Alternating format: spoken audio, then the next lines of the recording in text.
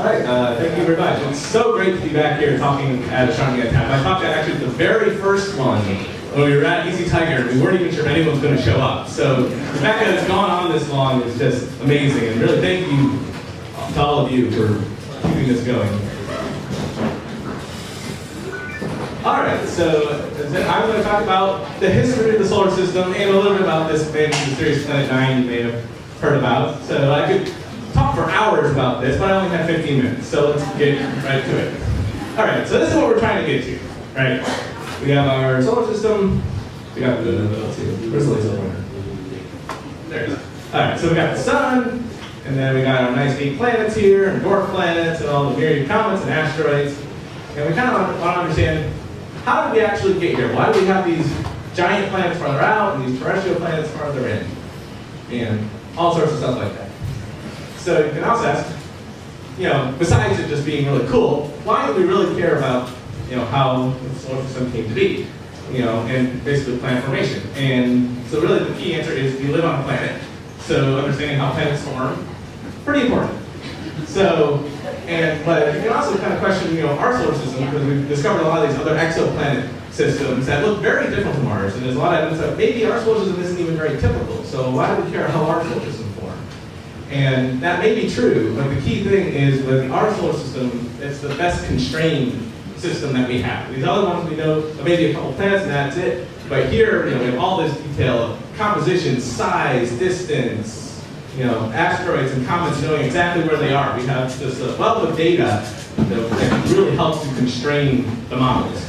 So for instance, any model that's worth its salt should produce things like sizes and positions of the planets in the solar system, or the locations and sizes of asteroids, comets, and Kuiper belt objects as well. The creating history of planets and moons, and all the other myriad observables that we can go up and look in the night sky and send spacecraft to obtain.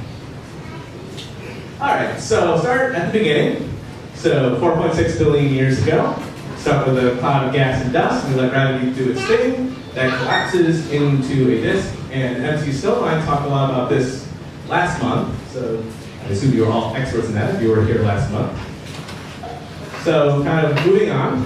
So now we have this disk that is collapsed. And we've got all these kind of small particles that are floating around. And we want to take those small particles and turn them into big planets. And actually, to a certain extent, that actually seems like it's pretty easy. Because these small particles, so really small, like size of bacteria and micron-sized stuff, very small, that when they collide, they just naturally stick together. So you can easily collide these particles together, and they'll just get bigger and bigger and bigger on their own. And it's like, okay, great. And then you can just keep doing that to a planet. Well, not so fast. So the problem is that once you get to something about a few centimeters in size, so something like a pebble that you could hold in your hand, when those collide, they're more likely to shatter than to stick together. So that's kind of counter-constructive, right? That they hit and then they shatter into smaller particles. You're not ever going to get any particles bigger than a pebble, which is hard if you're trying to form a planet. So, and kind of another problem, which doesn't seem related, but turns out what it is that when you have this gas disk, the gas only lasts for a very short time around the star. So if you want to form, for instance, the gas giant planets that have a lot of gas around them, you have to form them before that gas disappears. And that happens actually very quickly, at least astronomically speaking, in only about 5 billion years. So you have to form the planets before that, and that's actually a little bit, has been a problem in formation for a little while. So to kind of answer that is something that we call Pebble accretion. So basically, so I kind of said, you can get to these pebble-sized particles, but when they collide, they tend to shatter, and you don't get anything bigger. However, because they're orbiting in this disk of gas, there are actually certain physics and interactions with the gas that can just force the pebbles to clump together. And then once you get enough pebbles close enough together, then their own gravity can actually take over and keep them together. And then once you have that, so now you kind of have this conglomerate of all these centimeter-sized things, which makes it a big thing. And then that big thing can increase more pebbles and more objects. And then once you get over that size barrier, then you can form actually planets very quickly. So when you kind of account for this, that you can kind of run your solar system formation model from the disk and try to get planets. And you can actually do a pretty good job of getting planets that actually look like our own. You get kind of an Earth where an Earth is, a Jupiter where a Jupiter is, and so on. But one problem that was bugging scientists for a long time is that with these models, Mars was too big. Or as the theorists would tell you, the real Mars is too small. So basically, no matter what they tried, Mars was always ended up being bigger than it actually is. So either the mass of Mars is really, really wrong, or there's something wrong with the models. So that's when we invoked this new model called the Grand Tack model and Planetary Migration. And it's called the Grand Tack model because the person who came up with it is a very sailing savvy person. And basically, kind of become more apparent. Basically, it involves the planet changing direction very quickly in this, and so basically they call it the Tap for that. And I guess that's a sailing term. All right. So that's the Grand Tack. Okay, first, the kind of key thing that makes this work, before I actually go into the details of the actual model, is planetary migration. So what do I mean by that? So basically what you have is you have a giant planet, like Jupiter, here, and it's forming in this, again, disk of gas.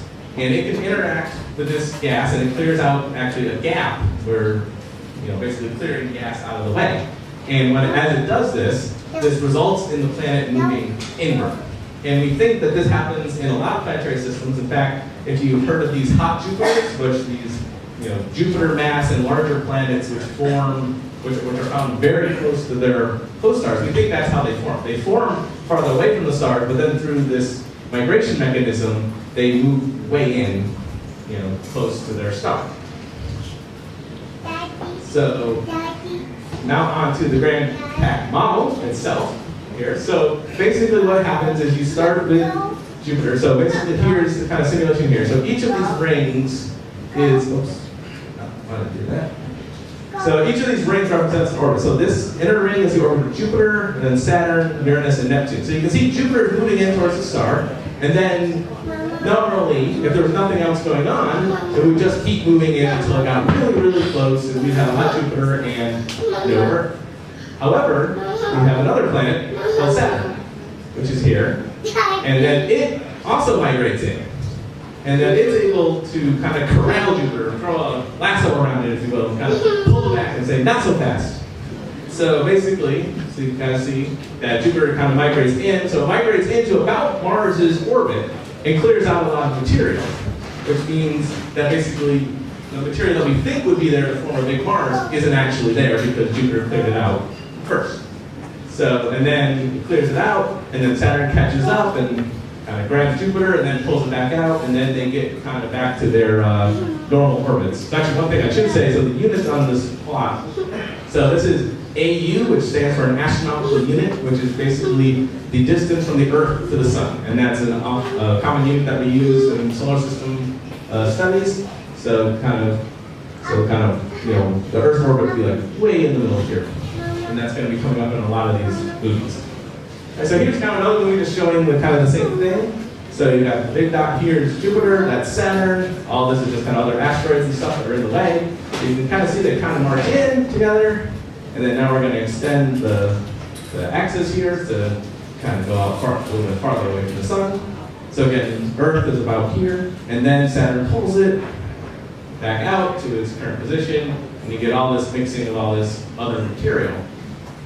And kind of the real success of this model, because not only does it help produce the small Mars, but you could also, so the asteroid belt, where there's all these asteroids, which is kind of right in here, it also reproduces the asteroid belt pretty well. The structure, the compositions of the different asteroids. So there's definitely some success there. All right, so now that we've kind of gone through this formation, so that occurred about 5 million years after the formation of the solar system, something like that, very early on. And so now that you've moved Jupiter out, now you can kind of form the terrestrial planets in the inner region here. So again, here we have AU down here. So this is eccentricity, which basically is a measure of how much the orbit of the object deviates from a circle. So since the planets have nice almost circular orbits, they're way here at the bottom, and then these would be very oval, elongated orbits. But basically, you can just kind of see that you have all these particles, all these planetesimals here, and then they kind of collide, and over time they start to form something that looks a lot like our inner solar system. This is about where Venus is, this is about where Earth is, and if we wait long enough, we can kind of start to see something here that looks a little bit like Mars. As you can kind of maybe tell from that animation, that the early solar system was a very turbulent place. You didn't just have all these small particles and all of a sudden have 8 planets and then everything was done. You got a lot of other planetesimal, or planet-sized objects that we call planetesimal. So these are bodies about hundreds of kilometers in size, hundreds of miles in size. Use English units. So these are kind of like size of Pluto and smaller, lots of those kind of objects, and these things are flying all over the place in the early solar system, that first 100 million years or so. And eventually, if you have enough things flying around, they're going to collide. And so they collide to form the planets, and you can also, these collisions also influence a lot of the planets that we see today. So for instance, we think that the axial tilt of the Earth, since the Earth is tilted 23.5 degrees on its axis, which is the cause of our seasons, and we think this also created the moon, that that was a giant impact. And so another example is Mercury. So it actually, if you look at Mercury, it's really small and it actually has a very large iron core, and you can explain that if something really big hit glancing and threw off all the other material after the iron core had formed. So basically you're just left with a big iron planet and no other material. And then I think Uranus is tipped over for a similar reason, and even Mars and Vesta have these huge impact basins from that early time located near their rotational poles. So the size of this very turbulent history is all over the place in the solar system. All right, so kind of we'll fast forward here a little bit. So now, this is about 800 million years after the formation of the solar system or so. So all the planets have formed, but they're not quite in their exact orbits. And so this is a model that we call the Nice model, which is named after the city of France, which has been on our thoughts for the last week or so. And it was named that because there was a workshop in Nice before the papers were written where a lot of the groundwork for these models was created.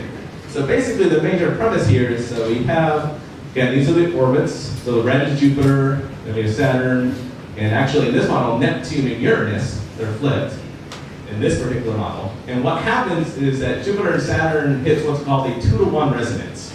So basically that's just a fancy way of saying that Jupiter went around the sun once for every time that Saturn would go around twice. And that's a very unstable arrangement, and that basically caused Saturn's orbit to become more elongated and start to interact with Uranus and Neptune, and then that kind of messed with the orbits of Uranus and Neptune, which then messed with all these other objects, which are all these green dots here.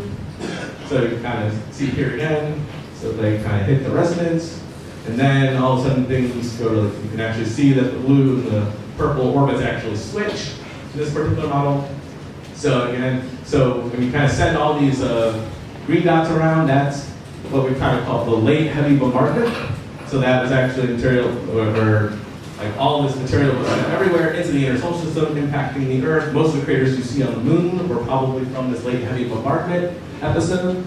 As I kind of alluded to, right, this sends Uranus and Neptune to their current orbits, and Uranus and Neptune may have even switched places. There are some models where they do switch places, some models where they don't.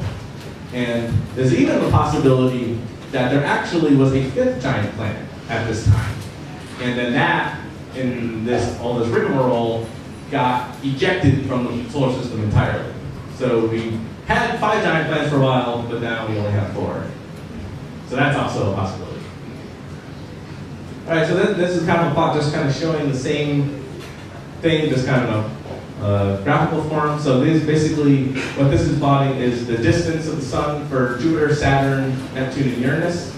And so basically the way to interpret these 3 lines, so the middle line is its average distance from the sun, the top line is its maximum distance from the sun, and the bottom line is its minimum distance from the sun.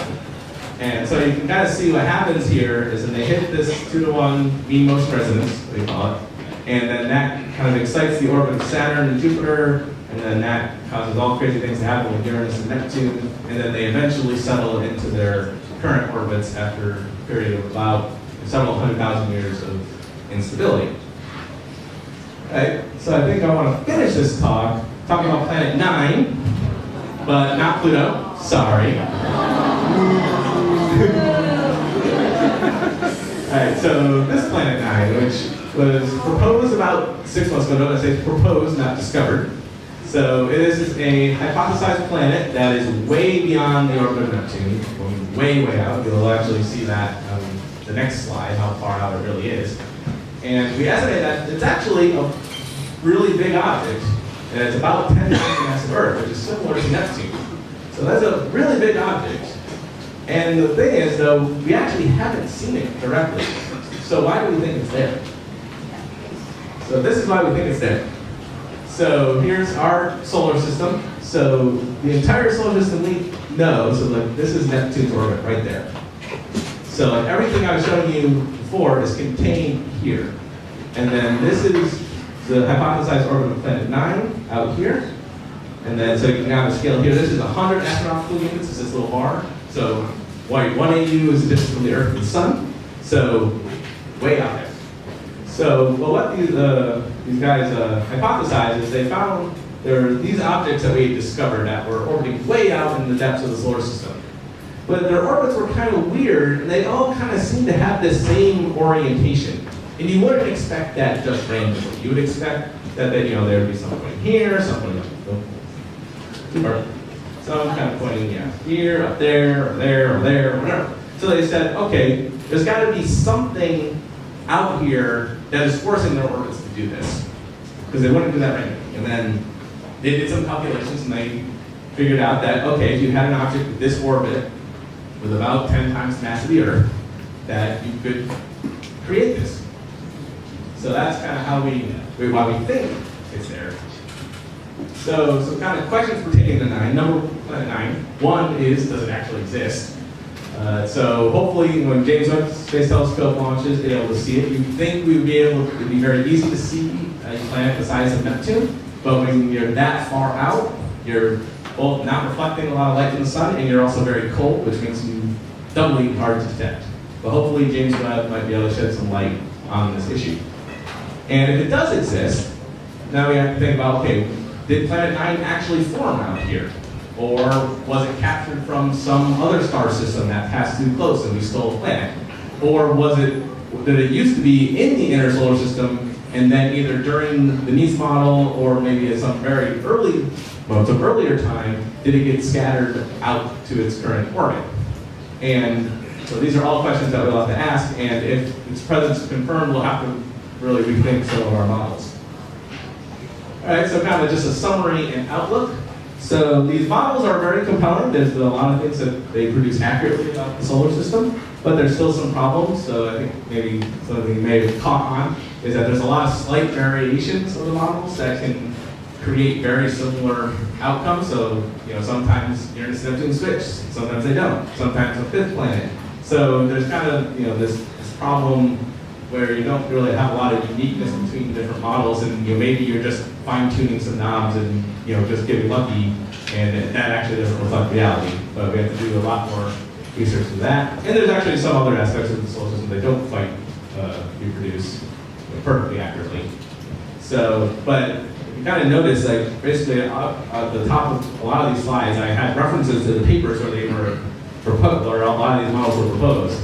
And this is all very recent. Like basically all this is in the last 10 years. So you think, something as simple, something as fundamental as the formation of the solar system, we would have had a lot of work done before. But really, the major strides have been made in the last 10 years or so. And so, kind of tying in also to some current things, that the Juno mission, which is currently orbiting around Jupiter, went in orbit about 2 weeks ago. One of its primary missions is to characterize the interior of Jupiter, to characterize the size of its core, and things like that, that will actually help constrain a lot of these models. So really, the bottom line is, stay tuned. In 5 years, this talk could be completely different. And with that, I will take questions. Thank you.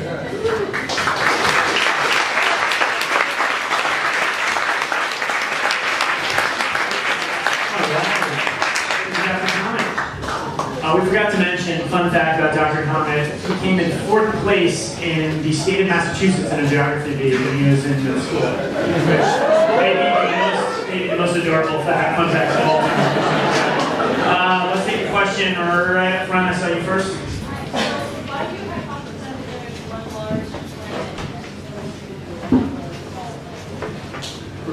Okay, yeah. So the question is, pertaining to Planet 9, why is the hypothesis that there's just one large planet and not there's like a lot of smaller planets creating the same thing? And I think probably the answer to that is that it's simpler to have one large planet, because then if you have a bunch of smaller planets, they don't have to align that same way, and then that's not very likely. And so I think it's more just kind of Occam's razor, like to say, okay, if there's one object, how big is it, and where does it have to be in space? And some of the data is consistent with that right now, but that could change. There's been actually some debate on, some people say, like, oh, I don't see that in my data, and other people say they do. So it's very much in underweight at the moment. Let's go top in the back. If Planet 9 does exist, is there a proposed location for where it is along its orbit currently? Yes. So I didn't actually have time to look at it, but like here, so like I'm here. So basically, so people have done studies. So I think one of the major things I've seen is actually the Cassini spacecraft around Saturn has been testing. From that data, they can actually see the effect of Planet 9 on Saturn's orbit. And from that study, they've actually been able to kind of exclude certain areas where it can't be. And then there's actually a probable zone where it's probably here. So this is actually pretty amazing that they've been able to narrow it down. And I think this is also, again, based on the orbits of these objects and other objects as well. So certainly once we get the capability, we'll kind of be looking in this area of the orbit. And actually, luckily, it seems like it's actually a little bit closer to the sun than it gets on average, so make it a little easier to detect. Okay, we have a question from Twitter. Sarah Thurman asks, how do astronomers determine that our solar system is 4.6 billion years old? Very good question. So basically, the answer is none of the things I talked about today. So astronomers actually, whenever astronomers talk about ages, it's very hard. Like, with these, the disk, when I say like 5 million years for the disk to last, that's probably within a factor of 2. It's really anywhere like 1 to 10 million years. But it's very hard to be precise in astronomy. However, one place where it's not hard to be precise is in meteoritics. So we take meteorites that have fallen on the Earth, and we can do radioisotope dating on the elements in there. And then from those, you can get very precise dates. So it's actually 4.567 billion years old. And I think actually meteoricists even quote, beyond that, to ridiculous precision that we can't get in astronomy. But that's really kind of the main thing of how old we know the solar system is. Okay, one more. Right there. To follow up to that one, so while Jupiter's dancing in and Saturn comes in after, what compels Saturn to move out? Yeah, so the question here, so basically, they move in under the planetary migration, they're both migrating because of the disk. And so the question is, what compels them to move back out? And then basically, again, it ties back to this resonance thing, that when you get, when their orbits kind of sync up, then they can exert a force on each other, and then the net effect of that is then to pull Jupiter back out. That's kind of the yeah, so it's kind of hypothesized, for instance, like this is why we don't have a hot Jupiter in our solar system, because we have Saturn. That, a lot of these planetary systems that we discovered that have hot Jupiter is, if they just had a Saturn, maybe, they wouldn't have hot Jupiters, and maybe they have terrestrial planets. So maybe, to have, a planet like Earth, maybe you have to have a Jupiter and a Saturn. That's something that's kind of thrown out there as a possible theory. All right, let's thank Dr. Comet.